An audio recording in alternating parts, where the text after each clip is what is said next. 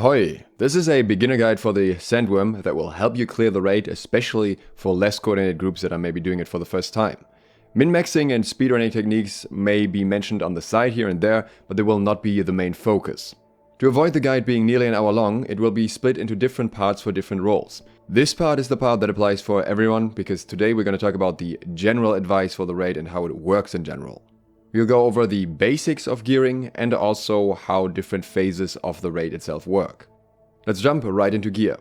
Due to the lack of mutation scaling, the raid can be done at 600 gear score.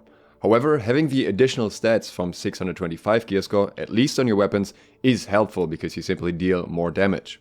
Your armor should be light armor no matter who you are in the raid, even the tanks typically use light armor here. You want to have full beast ward on that armor, and ideally you want to have weapon perks that are useful for you or refreshing along with that.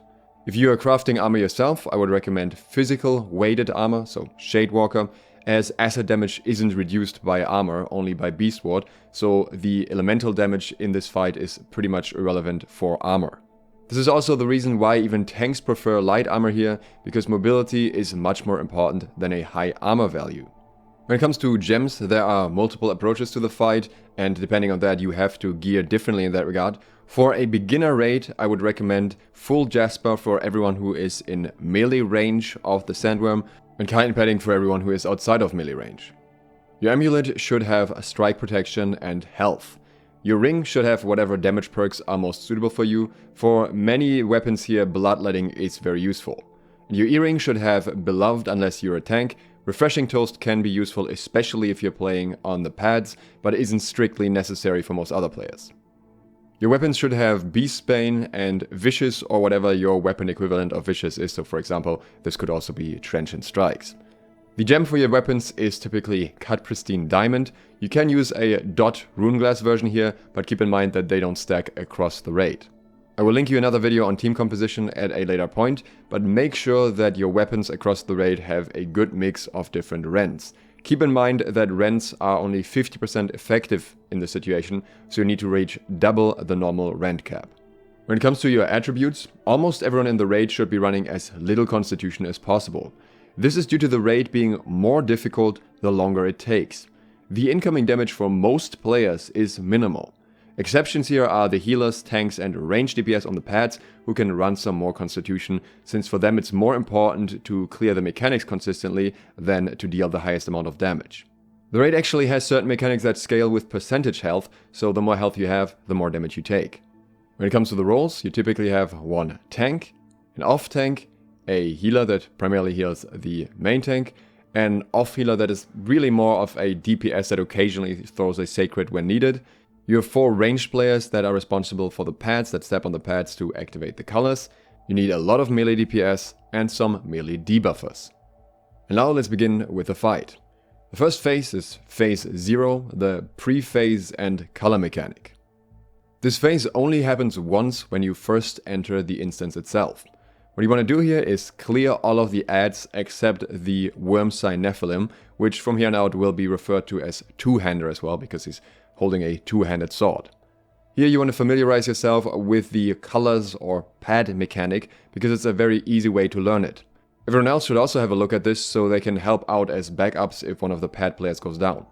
Once the shot caller has called it, the ranged players step on the pads. Once all of them are standing on their pads, colors will activate and display.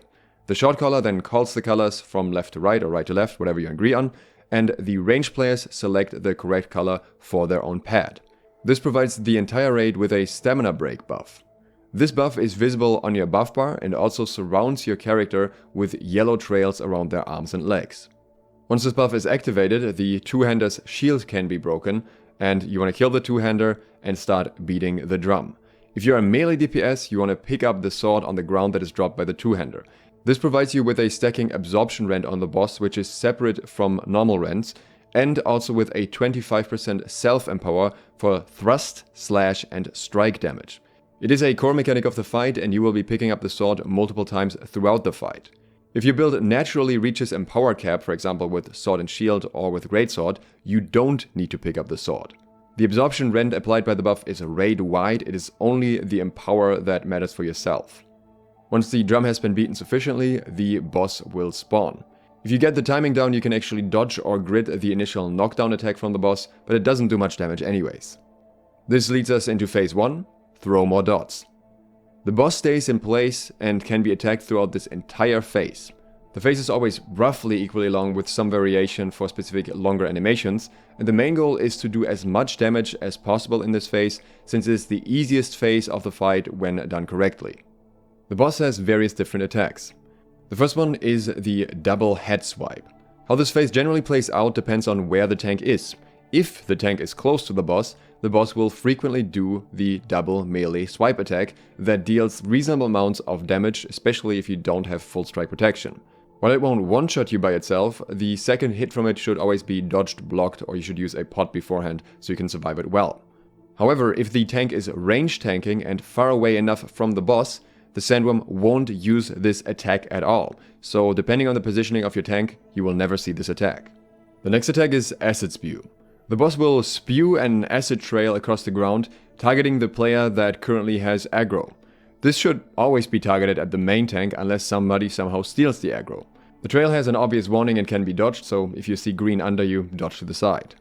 Acid Spit is an attack that specifically targets the ranged players and players on the outer ring of the bottom arena. The Sandworm will look at the general direction it's spitting at first and then spit after a brief moment, and this attack can be dodged or you can even often walk away from it. Getting hit by a single shot typically doesn't deal that much damage, but if you're acid burned, you get one shot. During the acid balls mechanic, Sandy launches 3 waves of 4 to 5 acid balls into the air that need to be destroyed by the ranged players, as they will otherwise leave high damage acid pools on the ground. These pools are often invisible, so you definitely want to make sure to destroy these balls. There are various adds during this phase, and most of them are cleared by the off tank or just by cleave damage, but there are some that you want to pay special attention to. The first one are the Wurmsign Nephilim or two-handers, of which you will have 2 spawning at the same time. These are adds with the shield, like the one at the start of the fight, and these need to be controlled by the off-tank and brought to the melee group when the stamina breaker buff is active. The melee DPS usually shouldn't have to turn around to focus the two-handers, and they should die through cleave damage instead. When the two-handers are killed, the melee DPS that aren't in power capped should pick up the sword. Stop picking up the sword once you have the buff so others can pick it up too. Ideally, you have an order in which people can pick up the sword so it doesn't get too cluttered. The other ad you want to pay attention to are the Wurmsign Jinns, we typically call them the mages.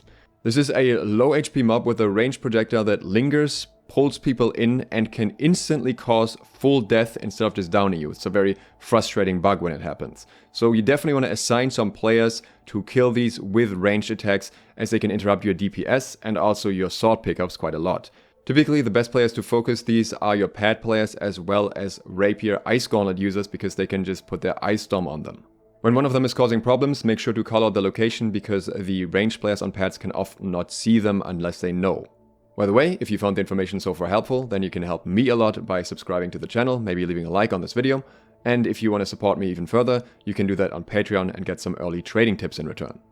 And this brings us to phase 2, the Scorpion Twins. Eventually, Sandy will become damage immune and start going underground, which indicates the beginning of phase 2. 2 large sulfuric scorpions will spawn in this phase, one on each side of where the boss previously was. The scorpions get a massive empower and absorption buff when they get too close to each other, so they should be kept apart for this entire phase. This buff also transfers over to any two-handers that may be alive. During this phase, acid fog will spawn on the top floor, so all ranged players need to jump down into the arena. Throughout the entire phase, the Sandworm will constantly pop up out of the ground under players in the raid, which are randomly chosen as targets for this attack independent of aggro. There is an audio cue for this, which also gives you an indication in what area direction it's about to pop up, so you can kind of tell audibly where the Sandworm is going to be and if you're in danger, as long as you're not using monitor or laptop speakers. There's also a visual indicator in form of a green pool under you where the Sandworm will appear. If you're in the center of this pool by the time the boss appears, you'll get one shot. These pop-up attacks leave behind acid pools that tick extremely fast, especially if you don't have chitin padding. Their hitboxes are also larger than they appear, and they don't disappear until the phase ends. The Sandworm will continue doing this attack until both scorpions are dead. This means if you're killing the scorpions too slowly, the entire arena will eventually be covered in acid pools and you have nowhere left to stand. The main tank typically tanks the Scorpion on the side that they're already standing on anyways, and you want to try and pull it away from the center. And likewise, the off tank usually tanks the second Scorpion, and they also want to pull it away from the center, but in the opposite direction of the main tank. There are various approaches to optimize killing the Scorpions, which will be part of the melee guide, and I will link that right here once it's out. This makes most sense since this mostly involves melee players. But whatever approach you choose, whether it's clumping or splitting across the field, just make sure that everyone is on the same page and stays away from the stairs during this phase. This is extremely crucial because you do not want the pathway to the stairs to be blocked by an acid pool. As a pad player, when the second Scorpion starts dropping below 50% health, make sure to find an easily accessible pathway to your staircase back to your pad. Since you're running chitin padding, it is okay to roll through an acid pool when there is no other option. Enter phase 2.1, the transition to the top floor. Everyone needs to get upstairs, but not at the same time. The pad players go first and can go once the second Scorpion dies while the acid fog is still active. Your acid padding and pots will keep you alive while you stand towards the front of your assigned pad, so you will survive through this. For the shot caller, this means once the ranged players have stepped on the pads, you want to call colors as soon as possible. If they're late, you can still call the colors from the staircase when you stand in the middle of it. Everyone except the ranged main tank and healer should wait at the bottom once the second Scorpion has died and stay away from the stairs. The boss will usually do one more ground pop-up before calming down. The end of the attacks is also indicated by a different thumping sound and a sand animation instead of an acid one, so you'll know when it's over. This is when you should start moving towards the stairs. Once the clouds at the top have disappeared, you can move up towards the opposite side of wherever the tank is tanking the boss. Usually you want to sit right on top of the staircase because some ads will come up here. Don't worry too much about using the quote-unquote correct staircase to go up, because sometimes that may just be covered in acid and you may have to use the other one, but that's fine because you'll have some time afterwards before the next phase starts to reposition. As the main tank, you want to move to the staircase on the side where you want to tank the boss. Since you have chitin padding, you will survive going through an acid pool if necessary. If you're the healer for the main tank, you can follow the main tank's positioning so the main tank can be healed for the next phase, or you can go to the group if you're confident in your main tank's ability to stay alive. The second healer, the off healer, wants to follow the DPS, so they definitely have at least one sacred ground to stand in. That gets us into phase 3, the stem break phase, or the floor as acid. Once Sandy reappears, I would not recommend immediately attacking in a beginner group because there are some issues with aggro here that seem to be worse if you start attacking right away. I would also not recommend placing ice pylons for this entire phase because they seem to randomly pull aggro somehow. There's an alternative method to melee clear this phase, which will be its own video since it requires more coordination to avoid a wipe. As the main tank, you want to attack the Sandworm here when the health bar appears to rebuild threat, even though you should be holding it from previous phases. Don't stay behind any form of obstacles, no matter how small, not even small barriers, to avoid losing line of sight with the worm. This seems to be the main issue with losing threat here. There will be more detailed instructions in the tank guide, and for now we'll focus on everyone else and what they're doing because it's pretty much the same for almost everyone. Most of you will take acid burn in this phase since it's meant to be done with chitin paddings. You can cleanse this with acid tinctures, but it will still reapply anyways.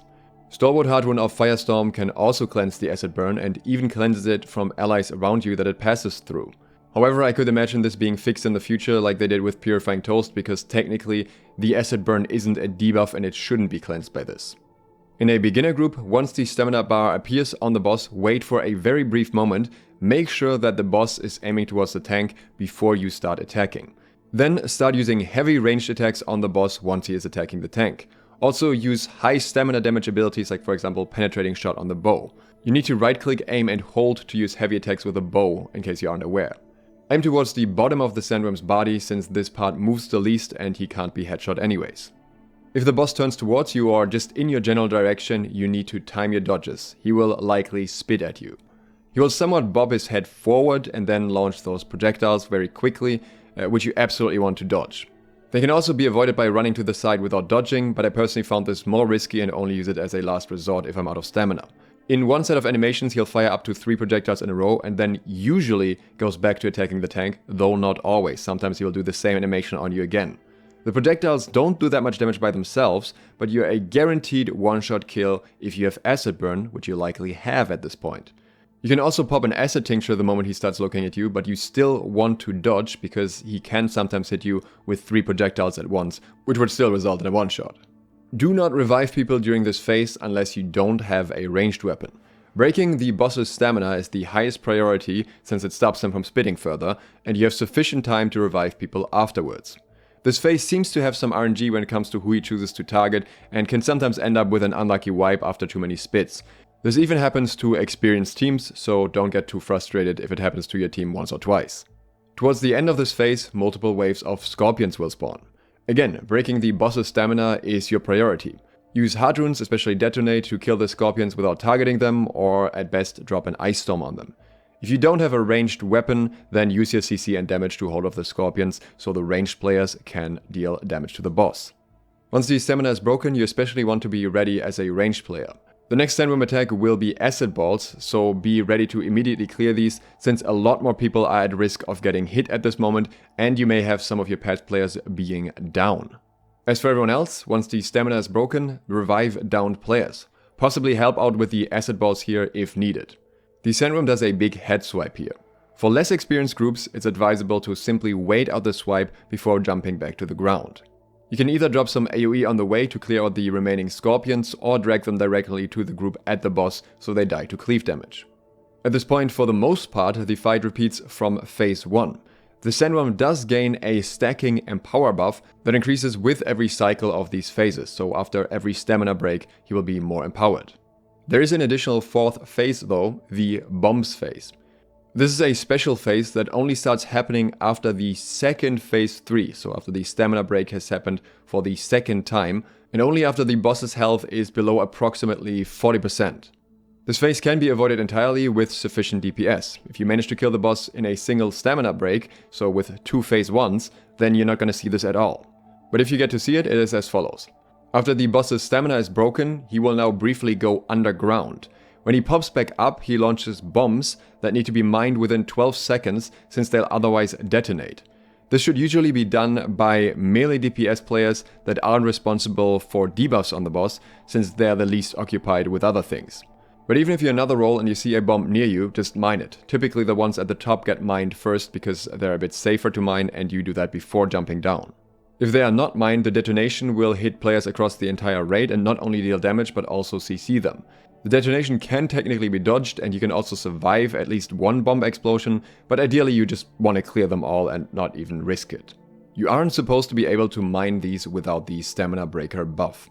Sometimes it's for some reason possible anyways, but sometimes it's not, so to be safe you want to make sure that the colors are activated and pads are done at this point.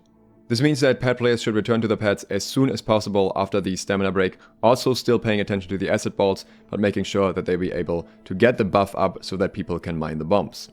Once the bomb phase has been activated once after a phase 3, the Sandworm will also start spitting bombs during phase 1 in intervals. Whenever this happens, melee DPS should prioritize clearing the bombs.